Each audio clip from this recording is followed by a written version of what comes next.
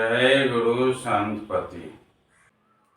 आदरणीय संत समाज, हम लोग गुरु अन्यास ज्ञान दीपक के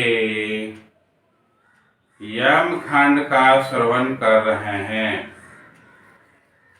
आते हैं 7वां यम की ओर। 7वां यम है हीन यम। 7वें यम पर हम लोग चर्चा करते हैं, 7वें यम का श्रवण करते हैं। चौपाई में कहा, शिव नारायण सुनो यह वाणी, 7वें यम की कहो बखानी। सब विधिहीन रहत संसारा, यमहीन से नाम संचारा। सब विधिहीन कहत सब कोई, लक्ष्मी बास ताहि न होई। जहाँ जाए के पूछनो बाता, रूपहीन हीन सब गाता। आदरणीय संत समाज, परमात्मा शिवनारायण स्वामी से कहते हैं कि मैं 7वें यम के विषय में वर्णन कर रहा हूँ, तुम ध्यान पूर्वक मेरी बात को सुनो। 7वें यम का नाम है हीन यम। 7वें यम की कहो बखानी। सब विधिहीन रहत संसारा। जिस व्यक्ति पर इस यम का प्रभाव रहता है वह सब प्रकार से हीन होता है। मन, बुद्धि, शरीर, घर और व्यवहार से भी हीन होता है। उसके घर पर लक्ष्मी का वास नहीं होता है। वह देखने में कुरूप एवं अंग से अपाहिज होता है। इसलिए वह जहाँ भी जाता है उससे कोई नहीं पूछता है, उससे कोई अच्छा व्यवहार नहीं करता है। इसे यम से लोग दूर रहना ही पसंद करते हैं, ऐसे लोगों से। चौपाई में कहा है, भाई बंधु पूछत नहीं तेहि, सदा तपे पाप से देई। विद्या वेद न जाने, साधु संगत कैसे के माने। देव पितर तेहि देख डराई, सब विधिहीन देखि मन लाई।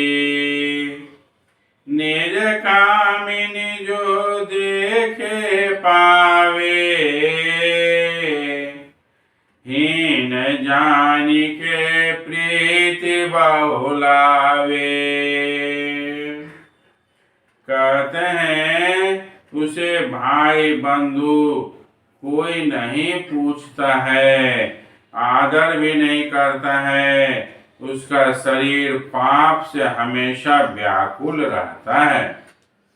वह कोई विद्या नहीं जानता है, उसे वेद शास्त्र का ज्ञान नहीं रहता है। इसलिए साधु की संगति उसे अच्छी नहीं लगती है। उसे वह बेकार समझता है।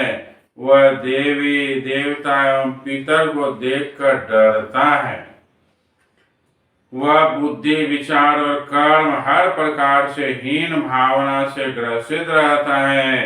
अब उसकी कामनी अर्थात पत्नी उसे इस प्रकार दुखी अवस्था में जब देखती है तो उसे बहुत दुख होता है।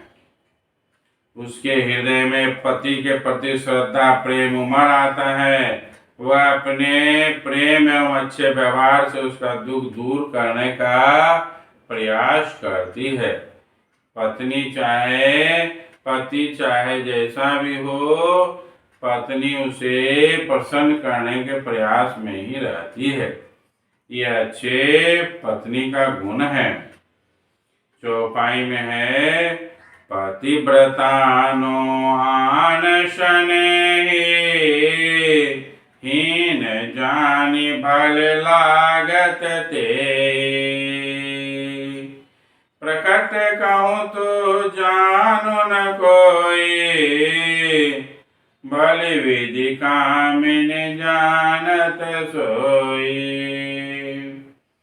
तेहि ते कामिनी प्रीति बढ़ावे, जो कहे साचन ताई लगावे। नारी नीर जग दुई प्रधाना, नीच चलत अंत के जाना। बड़ा ही सुंदर। पतिव्रता स्त्री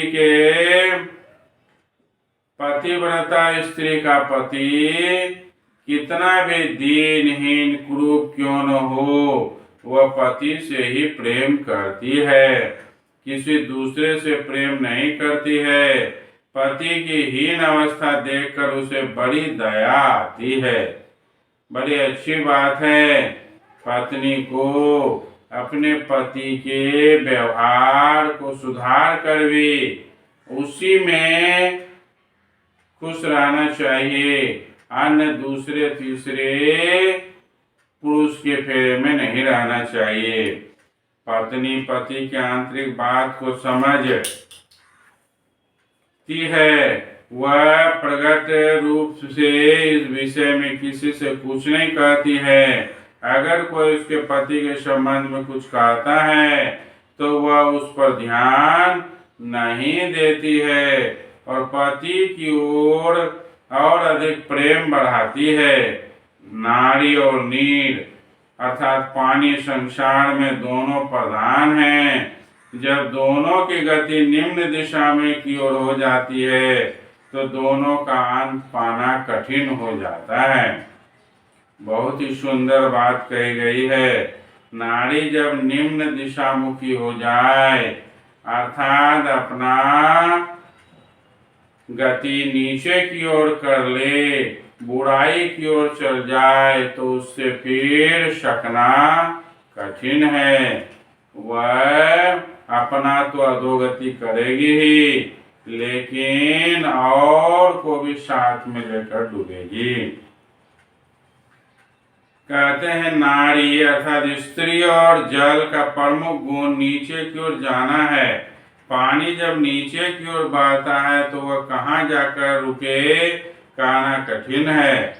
वह साक्षात माया है। विष्णु देव दानव सभी उसके वशीभूत हो जाते हैं। जब जैसा इच्छा होती है वह उसी का रूप धारण कर जीव को तरा दे या डुबा दे, ऐसा गुण उसमें पाया जाता है। चौपाई में आया है, आवरिहीन के संगत का, पापी ठाकुर भावन ने का। वेद लेत घर घर से सोई, लेत भेद जाने न कोई। पापी ठाकुर से कही आवे, तब तेहि के सर वश हर लावे। यही ते लागू प्यार से ही ना, पापी समुझे न आपन दीना। जो व्यक्ति हीन यम से प्रभावित रहता है उसकी संगति केवल पापी ठाकुर से रहता है अर्थात चोर डकैत से रहता है, वह व्यक्ति घर घर में घूमकर सबकी संपत्ति का भेद जान जाता है और पापी ठाकुर को भेद बता देता है। पापी ठाकुर अवसर देकर उसके घर से सारी संपत्ति ले जाता है। इसी कार्य के लिए पापी ठाकुर इस हीन व्यक्ति से प्रेम करता है, किंतु वह हीन व्यक्ति अपने कुकर्म को समझ नहीं पाता है। असे कही के समझायहूँ हीन यम की बात, आठम यम जो जग में तेहि के सुनो विख्यात। इस प्रकार परमात्मा स्वामी जी से कहते हैं कि मैंने तुम्हें हीन यम की सारी बातें बताई, जिसके कारण व्यवहार और स्वभाव की चर्चा की। अब मैं इसके बाद 8वें यम के विषय में बता रहा हूँ, जिसकी चर्चा ध्यान से सुनो। अर्थात 7वां यम हीन यम है। जो हीनता से ग्रसित है वह व्यक्ति पर हीन यम का प्रभाव है। अब 8वां यम की ओर हम लोग बढ़ेंगे और 8वां यम होगा संत विमुखी यम, जिस पर हम लोग चर्चा अगले वीडियो में करेंगे। आज मैं यहीं तक बोलकर अपनी वाणी को विराम देता हूँ। जय गुरु संत पति।